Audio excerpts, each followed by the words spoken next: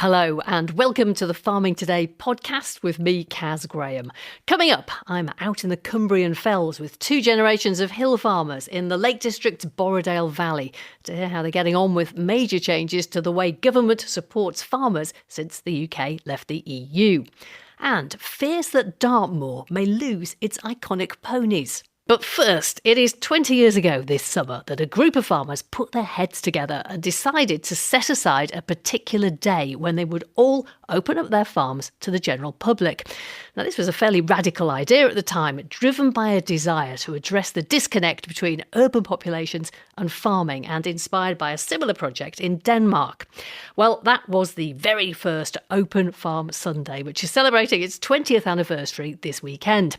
Since that first event, more than 2,000 farmers have taken part and more than 3 million people have looked around their farms. The event is managed by the charity LEAF, that is Linking Environment and Farming. Our reporter Bob Hockenhull has been to Norton Court Farm near Gloucester to meet Celia Smith, one of the farmers taking part this coming Sunday. We've decided to start the day with a dawn chorus walk with our local bird expert, just to listen and sort of observe the dawn chorus. And we're going to walk through the orchards, and hopefully there's quite a lot of good population of birds in there: greenfinches, blackcaps, chiffchaffs. They all seem to be singing well first thing in the morning, so that's quite exciting. And why have you decided to get involved in Open Farm Sunday? We're really keen to try and open up our farm to members of the public and sort of show them what we do on the farm. We are a nature-friendly farm. We want to try and farm in harmony with nature and encourage biodiversity on our farm and tell that story to the public of what we're trying to do to help the environment. So Celia, we've moved into the milking parlour now, and this is one of the places that you'll be bringing the public on the Open Farm Sunday, isn't it? We're hoping to have people come in to view the milking first thing in the morning, around about 6 o'clock. They're going to stand on one side of the parlour. We've got a herringbone parlour, which makes it easy to have a viewing side on one side, and then you can look across to see the cows being milked on the other side and see all the action in the middle in the pit where they're actually doing all the work. I think it's really important to see how the cows are milked, the care that's taken, and just see the process of getting milk into the tank, really.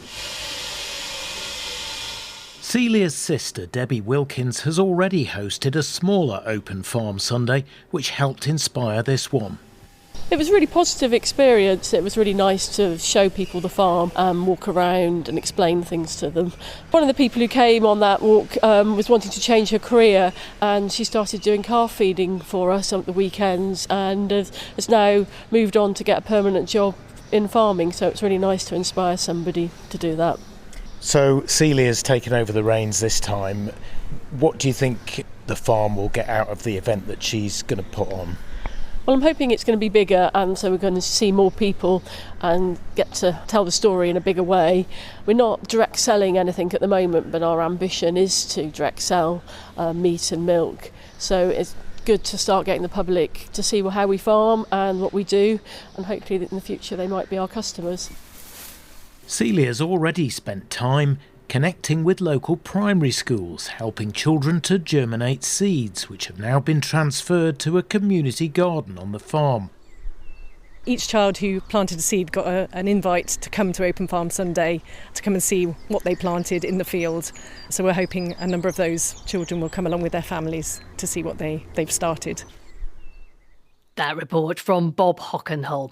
Now, earlier this week, the Farming Minister Angela Eagle confirmed in the House of Commons that the old EU farm payment, the Basic Payment Scheme, will be phased out altogether in England next year. It's now being replaced by other post-Brexit environmental schemes. Now, that was a payment that many upland farmers relied on to keep their businesses in the black. We're talking about upland farming all this week, and this morning I'm hearing how those changes are affecting English hill farmers, with two generations of a Lake District farming family. Wait! Matthew Fearon and his partner Ruby farm in Borrowdale, surrounded by crags and just a stone's throw from England's highest mountains. Wait! There's just a group of yows and lambs. I've marked them up. They've got a smit mark and a lug mark, and they're ready to go back up on the fell. They took on a 15-year tenancy with the National Trust 18 months ago. Before that, Matthew's parents, Gavin and Laura, had farmed here for more than 30 years. Lie down! Lie down! We've got 400 breeding yows and 150 followers, and we keep a few lean cattle, but we're just trying to build the cattle numbers up at the minute. But yeah, it is amazing. It's nice to be on a farm. I'm not originally from a farm, so it's a little bit different for me, but we're running the campsite and the pods as well, so there's plenty going on for both of us. In terms of support from the government, what kind of support from the government do you get? What schemes are you in? We're in a HLS scheme on the inside ground that we inherited from Dad, who was the previous tenant here. That's a higher level stewardship scheme. Yeah, so we've got things like the hay meadows, areas that we don't graze in winter, and the woodlands were in a scheme, but they're not in a scheme at the minute. And then the common is also in a HLS. It's on a rollover at the minute. And would you like to get into more schemes? Because I know that some upland farmers cannot get into schemes at the moment. Yeah, it would just be nice to know what we can and can't do. We're kind of a bit up in the air at the minute with the schemes and what's going to happen. There is a lot of younger, passionate people wanting to make a real good career out of this, keep the traditions alive, make it profitable, try and make the businesses work without too much support, and then the support kind of comes as an extra if it's there. Well, you took over the lease of this National Trust farm from your mum and dad. Your dad is with us as well today, and you're still farming, aren't you? We are still farming, yeah. We're lucky enough to buy some land at Keswick and we rent some and still have a stock of sheep on Cap Bells. In recent years, the basic payment scheme has been a really important source of income for a lot of farmers, particularly upland farmers. With the phasing out of that, I mean, what has that done to farm incomes? Oh, it's a massive impact on farm incomes. We were taking quite a bit of money with that and it is a massive hole left. We just were left in complete limbo. We've had this transition from the old EU payment system into the new payment system brought in by the government. That was supposed to be quite good news for upland farmers because it was all about public money for public goods, you know, supporting clean water, supporting access to the countryside, all that kind of thing. Do you feel it's worked out well for upland farmers? No, I don't think it has really. There will be payments there and I think payments will come forward. But I think the biggest problem is that transition's taken so long and also it's getting more difficult. Land that comes up, whether to sell or rent, because some of the schemes are favouring non-grazing. That's another knock for somebody who really wants to farm. So we're just down here next to the campsite. So we've got one camping field that's drive-on field, so it takes camper vans and tents. And then our other field is tent only, so it's lovely. It's almost like wild camping. There's a car park next to the field. I noticed there's a horse box sat by the river over there as well. What's that? Yeah, that's a lovely local lad. He's called Oscar. He just built that. He's from Keswick and he built a horse box sauna over winter. So he got in touch with us and said, you know, he'd absolutely love to have it on the site and it's a lovely little addition. How important are these ventures, this kind of thing, to your farming business now? Yeah, I think the diversification is really important. We do really try, since we've come in, we're focusing on the fact that the farm is profitable without the campsite. I want to really work on us producing food and people having a local connection with food, buying it direct from us, especially with our beef and lamb. But obviously the campsite, the pods, the sauna, it all helps take the pressure off from the profitability of the farm. You've never had the basic payment scheme that your dad and lots of upland farmers have had to help support their farms. Do you think there's a future for farming without it, Matthew? Yeah, I don't think any scheme will ever be perfect. We're going to need some sort of support to help us do what we're trying to do because a lot of our ground is triple SI. We're restricted on what we can and can't graze on the sites as Scientific special interest. Yeah. If people are going to put them restrictions on us, then we really need supported through that. People just want to get on and farm. Things are being so complicated at the minute with the schemes. Everybody's kind of getting a bit lost with it and thinking, oh, we just want to push on and farm sheep. We want to produce food for this country, but also support this lovely national park that people want to visit. So it's a dual aim. And with a little bit of governmental support, you can do that better. Ruby Nicholson from Hollows Farm in Borrowdale near Keswick. A familiar sight to many who visit the uplands of Dartmoor are the famous semi-wild hill ponies that roam across the moorland. But concerns have been raised that new agri-environment schemes will require such a steep drop in the numbers of grazing livestock that 90% of those ponies will be lost. The management of Dartmoor, including the amount of grazing and the state of SSSI's, sites of special scientific interest, has been much disputed in recent years, leading to an independent review commissioned by DEFRA, which reported at the end of 2023. The number of Dartmoor hill ponies has already dropped from 6,000 25 years ago to just under 1,000 today, according to the Devon charity Friends of the Dartmoor Hill Pony. Joss Hibbs is the secretary of the Dartmoor Hill Pony Association. Well, the Dartmoor landscape is shaped by the fact that we have commoning, we have hill farms, which have a right to graze their livestock on our Dartmoor commons. And 10% of our commoners still keep the tradition of having a family herd of semi-wild Dartmoor hill ponies. They are very much part of the landscape. They've been here since the Bronze Age. And obviously our visitors who come today love to see them. And why will these new grazing contracts that are being proposed by Natural England, why will they have an impact on the hill pony population? The new contracts demand a huge reduction in livestock numbers across the board. They will require all livestock to be cut by up to 75%.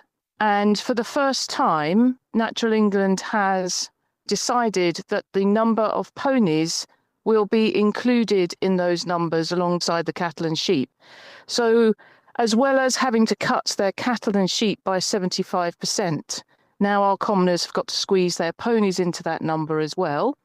Ponies will always, when they're competing with cattle for the right to stand on Dartmoor, obviously cattle and sheep are commercial, that's what pays the electricity bills of our commoners. It is always the ponies that will be going first.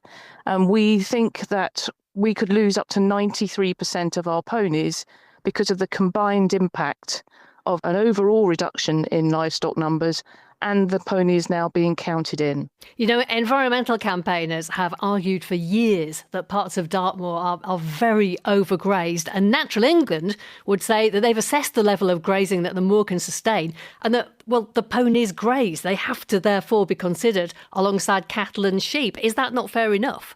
We had an independent review of how our ecology is managed, commissioned by DEFRA in 2023, and it found that vast areas of Dartmoor are in fact undergrazed. On Dartmoor, we are peculiar because we have been reduced to a monoculture of millennia grass. So we now have one dominant plant that has overtaken high percentages, 80% of our land mass. There's plenty of room for an endangered number of Dartmoor hill ponies to run in the background. In fact, it will help our biodiversity because Dartmoor hill ponies will eat the millennia grass. Not everything will, but they are so adapted to this landscape that they will actually eat the millennia grass, which is currently reducing our biodiversity to a monoculture. DEFRA says that the impact on pony populations will be continually monitored for any adverse effects and that mitigations will be explored to ensure no further reduction in population numbers. So they're going to be monitoring it right from the very beginning, aren't they? They need to be monitoring it now before the numbers are reduced to such a catastrophic extent. It would be more than a shame if, after we've irreversibly taken out 75 to 93% of them, we then monitor it and go, oops, we shouldn't have done that. So again, it's not ponies or cattle. We have to have both. And the answer lies in what's happened before, which is where we have an agreed number, an agreed size of population of Dartmoor hill ponies running in the background whilst the contracts deal with the cattle and sheep and the commercial livestock. Because we can't go backwards. Once they've gone, they've gone. Joss Hibbs from the Dartmoor Hill Pony Association. Well, we asked DEFRA for a statement and they told us we are working with partners, including the Dartmoor Hill Pony Association, to ensure that we maintain numbers of semi-wild ponies on the moor for generations to come. That's all we've got time for today. I'm Kaz Graham. The producer is Beatrice Fenton and Farming Today is a BBC Audio Bristol production.